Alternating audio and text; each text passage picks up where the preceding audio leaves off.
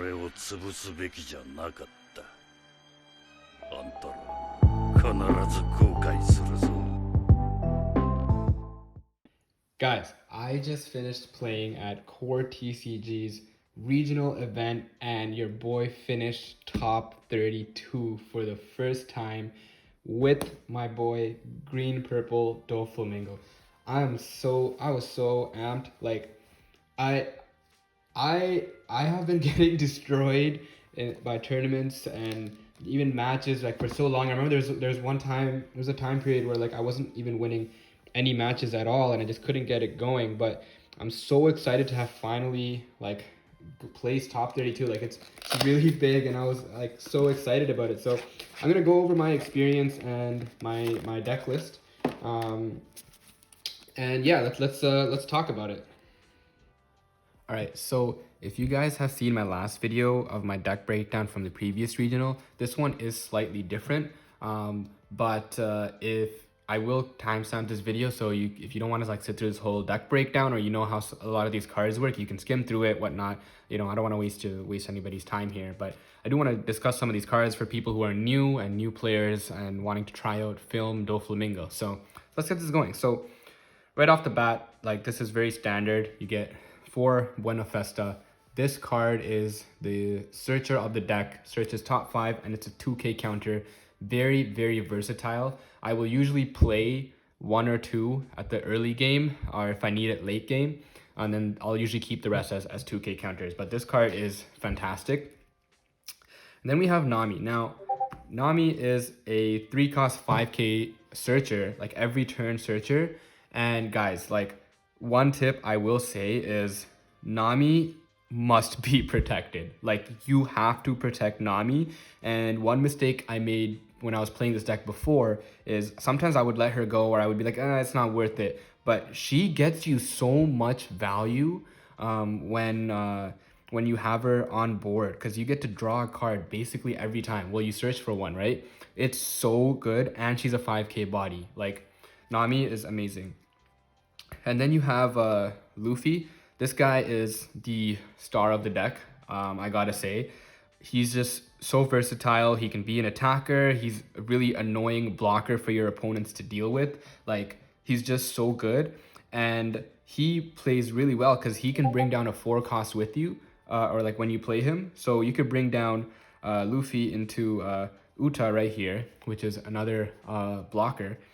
The thing is, one thing I'll say is I used to play a lot of like Luffy into Uta, but I kind of changed my style a little bit more, and I actually don't run that combination too frequently.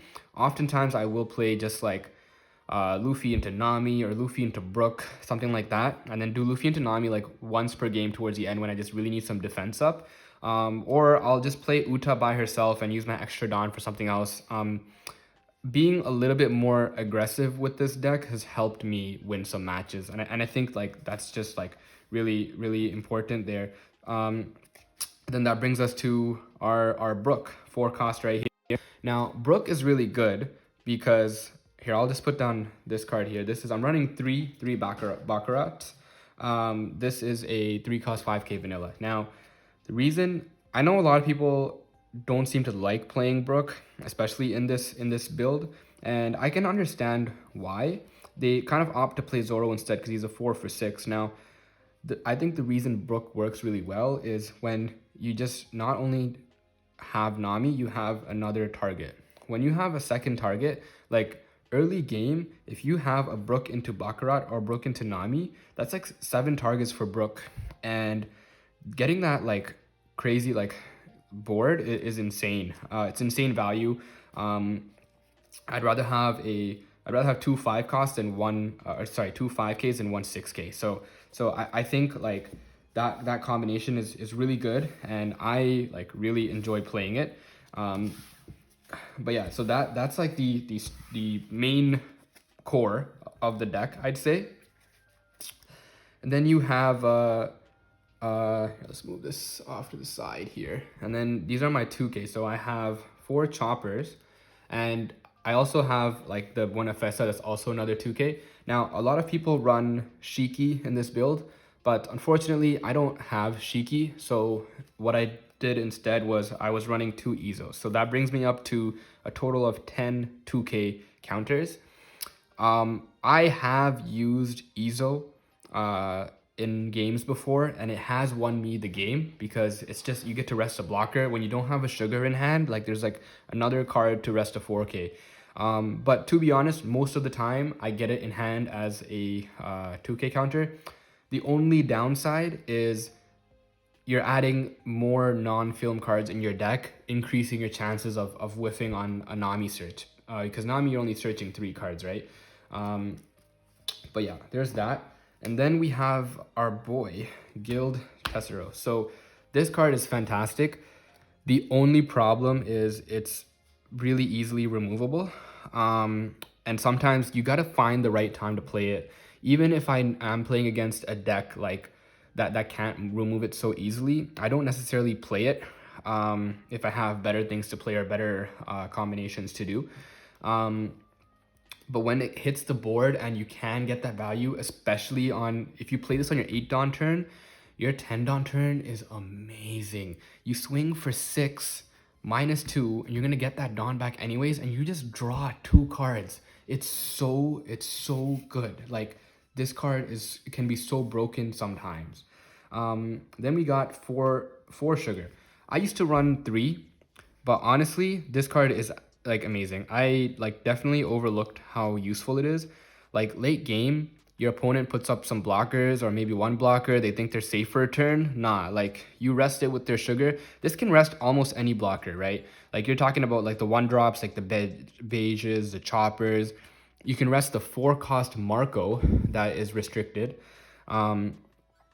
And like you can rest Sanji. The only things you can is like you can't rest obviously another Luffy or a 5-cost 6K like a Law, something like that. But it definitely is super useful. And one other thing I realized is when you play an early game, it really messes up your opponent's tempo. Because, for example, let's say you're playing against yellow and you play a sugar right before their 8 Dawn turn, they're gonna think twice about playing Katakuri unless they play Katakuri and put this to life. But typically they're not gonna do that if you have some bigger threats on board. Like if you already have a guild or a Nami, they're gonna probably want to get rid of those 2 first. So if they place down the Katakuri, you rest sugar, you rest their Katakuri, it really throws them off. People really need to play around it, and it causes them to think. And this definitely like gets you through some turns. And then we have our first main big boss, Don Quixote Doflamingo. What can you say about this guy? Like, what can you say? Like when you find the time to play him, especially 2 back-to-back, it's just nasty. Like if you can play this guy back-to-back, you basically win. Like I don't think I've ever had a game where I've played him back-to-back and lost the game. Like it's just so broken. And God forbid for your opponent, you have 3 back-to-back. Like that's just dunzo. But in this tournament, I never had a back-to-back. I've always only been able to play 1 at most. And to be honest, I don't think he's the difference maker between winning games. Like I definitely can play this deck without it. But in certain matchups, when he comes up, he is definitely a game changer and definitely like super vital in some matchups. Like it's insane. You basically buy yourself an extra turn, right? So yeah, most people run 4. Now, obviously you want to run more. Like I think 4 is like a good number because it's not searchable right now. Like this, he's not searchable by film. But the reason I'm only running 3 is because I'm playing another big body. And this is a card that I have not seen many other Doflamingos play. I've only seen it in my 1 mirror match that we'll talk about because that guy was super chill. But this is Douglas Bullet. This guy is amazing. Like I love this card so much. Like honestly, I want to play this deck just so that I can play this card. Like it's so good because it's an 8 cost for 10k, and the activate main is absolutely broken. Once per turn, you Dawn -4, you rest up to 2 of your opponent's characters with 6 or less, like a cost of 6 or less, then this character gains double attack. Like if your opponent is sitting at 2 life, you can just go for game. Like, you double attack, rest their blockers if they have any, and it's a 6 cost blocker. Like, unless they're playing a 7-drop blocker, like they can't do anything, right? Now, the other thing that I like to say is I played him a few times in this tournament, and I actually did not activate his effect one time. Now, let me tell you why. Like, I never needed to, because if my opponent didn't have a blocker for me to rest, and they didn't have like 2 life, they usually by the time I'm ready to swing with this or go for game, they're already down to like 1 life. So there's no real reason to minus the 4 Dawn. But the thing is, he's an 8 for 10. This is a 10k body. It's like, think about how much value that is. 8 cost 10k. Like, this is a 10 cost 10k. This is an 8 cost 10k. So I can play this and do other things in my turn. And it's just so useful just having a 10k body just to swing. It's almost like a vanilla, right? Like an 8 for 10. Like, I cannot emphasize how good this card is, and it's so broken. And I love it. And then the last chunk of the deck is all the events. So 2 Judgment of Hells. I think this card is very, very good. The first time I ever like found out about this card is when I used to play Zoro. And I was playing against I think it was a Magellan, and he played this card on me, and I was like, wow, this is insane. Basically, it's a 2 cost, Dine -1. You give 2 of your opponent's leader or characters -3,000 for the turn. So it really messes them up. But one thing that's interesting is, off of trigger, if your opponent has 6 or more Dawn, you can make them return 1 Dawn, and it throws people off. Like, it really throws people off. Like, this card is so good. And then we have Punk Gibson. So this card, like, it's great. I'm running 4. I've seen people run a little bit less because, you know, they think the effect of resting a cost 4 or less isn't that good. I definitely can see, like, I've definitely had to play this and not be able to use the effect because there wasn't a 4 cost. But I think this card, like, is amazing. You can rest their blocker when on their turn, and it allows you to go for game on your turn, or like it allows you to like do some other stuff, and it creates like a lot of opportunities for you. So I think this card is great, but probably the best event of this deck, Spiderweb. 2 cost 4k. You can resend one of your characters. The amount of times that I've been able to like save my Nami with this for the turn, or I get to block with Luffy, save something, then restand Luffy to be a blocker, like, it's really annoying for your opponent to deal with, and it is just like, it's like so good. So that is my deck breakdown, and I'm gonna talk about some of my matchups today, and yeah, let's get into it. Okay, so yeah, let's talk about some of my matchups. So first round, I got a bye because my opponent didn't show up. Second round was Kid. Now, the one thing I'll say about Kid matchups is if you're playing this deck, the first time I ever played Kid, I kind of forgot about their leader ability. So when I played my 10 cost Doflamingo and rested his leader, I didn't realize that like he could just pay 3 cost and restand his leader and swing again. So keep that in mind. And then my third round, I played a Magellan. So I got a, so yeah, so first round, second round win. Now third round, I also got the win against a Magellan. I played a really good player. Unfortunately, I think like she just wasn't really familiar with this deck. So like she was asking for a lot of like me to like clarify like what my characters do and stuff, which I have no problem with. It's just kind of like sucks when you don't know, so you don't know like what to prepare for. So when I put down my 10 cost Doflamingo, like she didn't know like that was gonna freeze her characters, and stuff like that. And then also I think she had a 5k Douglas Bullet, or sorry, a 5 cost Douglas Bullet on board. So she would swing with her like 7 costs first. So then I would just use Uta and like rest that character so that he's unable to attack. So yeah, I got the W there. Match 4, I played against a Law and basically got wrecked.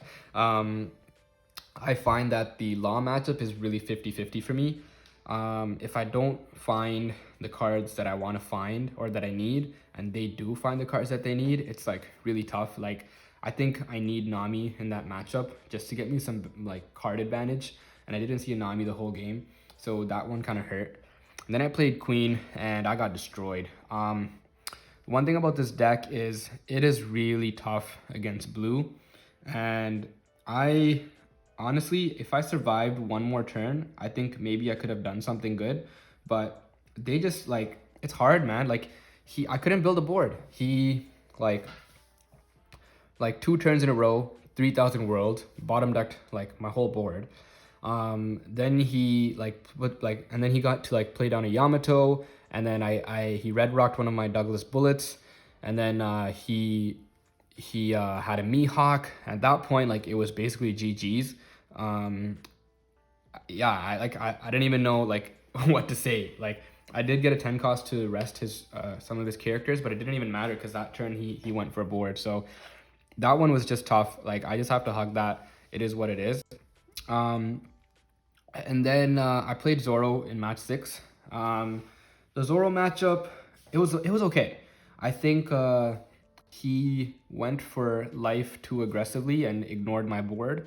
So I was able to keep my Nami around for quite a while and get some card advantage. And then whittle down his hand and go for game when I had the opportunity. So yeah, that one was fine. And then I played a Whitebeard. Whitebeard is every time I play Whitebeard, it's like always a 1k like difference. When my final swing, I had 1k enough to beat him. So the thing is with Whitebeard, I think what I've learned about Whitebeard is you should always play it safe unless you have no choice. And what I mean is there have been times where I've had a 10 cost Dofi on board and I could have maybe played another 10 cost or maybe played like a Luffy combo or something. But instead I felt like I had enough on board, so I would go for game. But don't like against Whitebeard, like it's too hard. Like they have so like their entire like basically assume their entire hand is 2k counters or events, and always assume a rad beam and there's some guard points and maybe even a red hawk in there. But basically his board was like so built up and I had 1 life left. I could have put a Luffy into Uta combo, I think, but I don't think I would have survived that turn. So and he had like an unblockable Luffy on board, like it was just too scary. So I was like, you know what? If I don't go for game right now, I'm gonna lose. So I kind of just had to do it, and I lucked out and I got the better of him by 1k, and yeah. And then match 8, shout out to this guy. Like I don't know if he has like a handle that I could shout out, but it was my first mirror match and he was playing Dofi as well, obviously. And that was one of the funnest games I've ever played. And we both had a Gil Tessero on board. And this guy also, like, I put down my Douglas bullet and he didn't even ask me like and usually people ask me like what the effects are. He didn't even ask me. and I knew, I was like, okay, this guy knows about the card. And then he put down his own Douglas bullet. Luckily I got lucky. I had 2 Douglas bullets on board and a Dofi. He had 1 Douglas bullet and a Dofi. He had a lot of 7-drop Luffys though, but I was just being a little bit more aggressive, and I was able to clear some of his hand and a lot of his blockers in time to go for game. But that was one of the funnest matches I've ever had. And then match 9, I played Katakuri. Now, Katakuri has been a tough one for me in the past, but recently I think I've kind of figured it out.